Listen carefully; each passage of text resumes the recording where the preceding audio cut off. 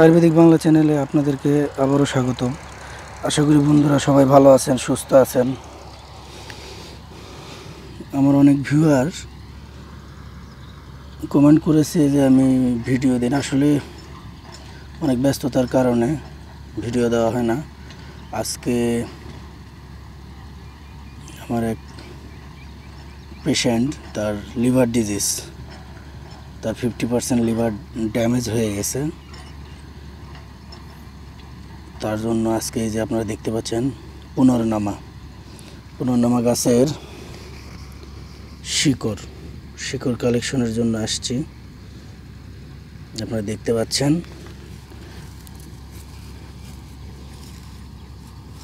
এর আগে আপনাদেরকে এই গাছ দেখিয়েছিলাম। এই গাছের পাতা শাক হিসেবে ব্যবহার হয়। বন্ধুরা,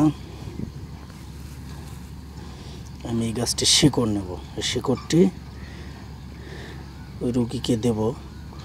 এর সঙ্গে আরও অনেক ঔষধ দেওয়া আছে। লিভারের জন্য খুব উপকারী। মূলত এই গাছের পাতা আমাদের গ্রামের মানুষেরা দেখবেন শাক হিসেবে। দেখেন নিচে শিকড়টা দেখেন। আমি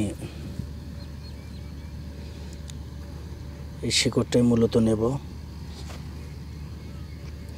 তো ভাবলাম যে এই শিকড় উঠানোর উছিলায় ভিডিওটাও বানানো হবে। এখানে একটি আছে, ওটা উঠাবো। এবং দুটি বড় বড় গাছের শিকড় আমি অলরেডি উঠিয়েছি। লিভার ড্যামেজ বা লিভারের যে কোনো সমস্যা, হেপাটাইটিস যদি হয়ে থাকে, সেক্ষেত্রেও এই গাছটি অমৃতর কাজ করে। এবং আমার এক পেশেন্ট জানতে চেয়েছিল যে লিভারের ট্রিটমেন্টের জন্য কি কি করতে হবে। এবার বলে দিই, সকালে খালি পেটে ডাব কাটতে হবে। ডাব কেটে তার সঙ্গে 4 চামচের 1/4 চামচ কালো লবণ অর্থাৎ বিট লবণ যেটা আমরা বলি আমাদের বাঙালি ভাষায়, ওই লবণ মিশিয়ে সেবন করতে হবে। তারপরে নাকফানি গাছের ছাল কাড়া বানিয়ে সেবন করতে হবে। 30 গ্রামের মতো ছাল, তার সঙ্গে 2 গ্লাস পানি দিয়ে ধীরে ধীরে জাল করে যখন হাফ গ্লাস হবে ওটা ঠান্ডা করে সেবন করতে হবে। এরপরে 1-1.5 ঘন্টা পর সকালের নাস্তা। এরপরে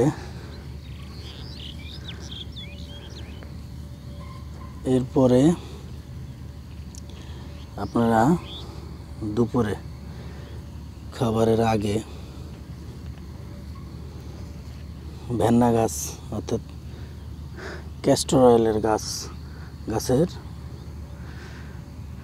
মাঞ্জি পাতা, কচি পাতা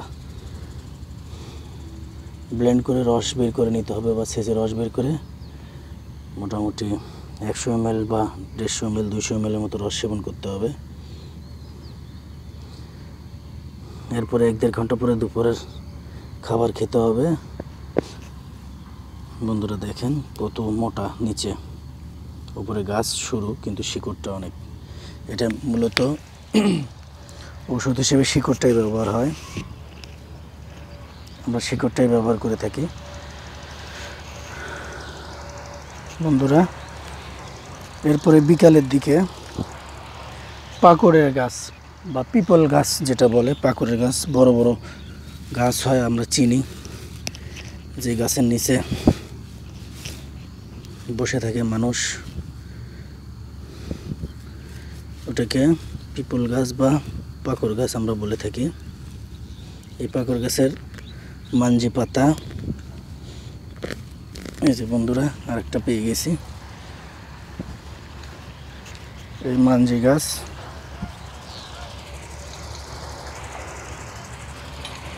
সংগ্রহ করতে মাঞ্জি গাছ, এই গাছের পাতা, পিপল গাছের অর্থাৎ কচি পাতা ছেঁচে রস খেতে হবে। এটা হচ্ছে বিকালে অথবা রাতে খাবার আগে, যে সময় সুবিধা হয়। এবং রোগীকে প্রচুর পরিমাণে বেড রেস্ট করতে হবে, প্রচুর পরিমাণে বেড রেস্ট করতে হবে। কোনো মাছ মাংস খাওয়া যাবে না, মাছ মাংস টোটাল নিষেধ। মসুরির ডাল খাওয়া যাবে না, শাক না খাওয়াই ভালো, কারণ ডাইজেস্টিং সিস্টেমে সমস্যা হয়ে গেলে শাক হজম করতে পারবে না, এবং লিভারের পেশেন্টের এই ধরনের সমস্যা হয়। নরম খাবার খেতে হবে এবং টোটাল বেড রেস্ট নিতে হবে। বেশি সময় শুয়ে কাটাতে পারলে ভালো হয়।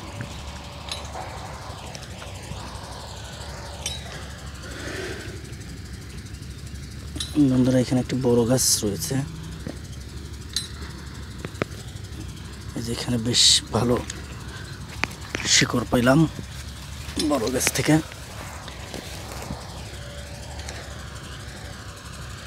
অনেক বড় শিকড়, আপনাদেরকে আগেই বলেছিলাম যে গাছের শিকড় নিচে থাকে। এই যে বন্ধুরা, অনেকগুলো সংগ্রহ করে ফেলেছি, মোটামুটি এই হলে চলবে।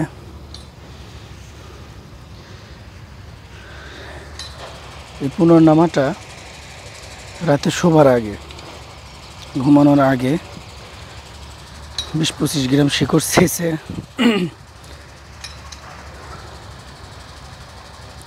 20-25 গ্রাম শিকড় ছেঁচে মোটামুটি 2 গ্লাস পানি দিয়ে জাল করে যখন হাফ গ্লাস হবে তখন রাতে সেবন করাতে হবে। বন্ধুরা, এই মোটামুটি পড়লে আপনি লিভার ডিজিজ, জন্ডিস, হেপাটাইটিস, যে কোনো ধরনের প্রবলেম দেখবেন যে ঠিক হয়ে গেছে। বন্ধুরা, গাছটা আপনারা ভালোভাবে চিনে নিন। এই যে পাতাটা দেখুন, এই যে পাতা। গাছটা আপনারা অনলাইনে সার্চ দিলেও পাবেন, পুনর্নামা। অনেক সুন্দর একটি গাছ। আশা করি বন্ধুরা বুঝতে পেরেছেন। সবাই ভালো থাকুন, সুস্থ থাকুন। তারপর আমি রুটিনটা আর একবার বলি। সকালবেলা ঘুম থেকে উঠে ডাব কেটে, কচি ডাব কেটে ওর সঙ্গে 1/4 চামচ বিট লবণ মিশিয়ে সেবন করতে হবে। তার 1-1.5-2 ঘন্টা পরে নাকফানি গাছের ছাল কাড়া বানিয়ে সেবন করতে হবে। এরপরে ঘন্টাখানিক পরে সকালের নাস্তা। এরপর দুপুরে খাবার 1-1.5 ঘন্টা আগে ক্যাস্টর অয়েলের যে গাছ, ক্যাস্টর গাছ, এই গাছের কচি পাতা রস বেটে 100 ml বা 150 ml রস সেবন করতে হবে।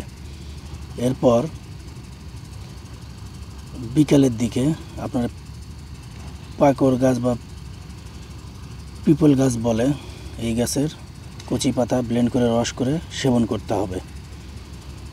আর রাতে শোবার আগে এই পুনর্নামা গাছের শিকড় 20-30 গ্রাম শিকড় বেটে তার সঙ্গে 2 গ্লাস পানি মিশিয়ে কাড়া বানিয়ে সেবন করতে হবে। এভাবে নিয়মিত কিছুদিন করলে দেখবেন যে লিভারের যত প্রকারের সমস্যা ঠিক হয়ে যাবে। এবং পেশেন্টকে অবশ্যই প্রচুর পরিমাণে ভিটামিন সি গ্রহণ করতে হবে। তার জন্য আপনি মাল্টা, সান্ত্রা, কমলা, এরপরে হচ্ছে আমাদের দেশি জাম্বুরা বলে বা বাদামি লেবু বলে, বড় বড়, এটা সেবন করতে হবে প্রচুর পরিমাণে। এটা জুস বানিয়ে হোক বা যেভাবেই হোক এটা সেবন করতে হবে। যদি আমলকির সিজন থাকে প্রচুর আমলকি, অথবা ত্রিফলাও সেবন করতে পারে। ত্রিফলাতে প্রচুর পরিমাণে ভিটামিন সি থাকে, ত্রিফলার পানি সেবন করতে পারে।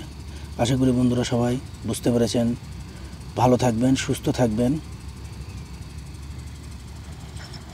আল্লাহ হাফেজ। আশা করি বন্ধুরা সবাই ভালো থাকবেন, সুস্থ থাকবেন এই কামনায় আজকে এই পর্যন্তই। ধন্যবাদ।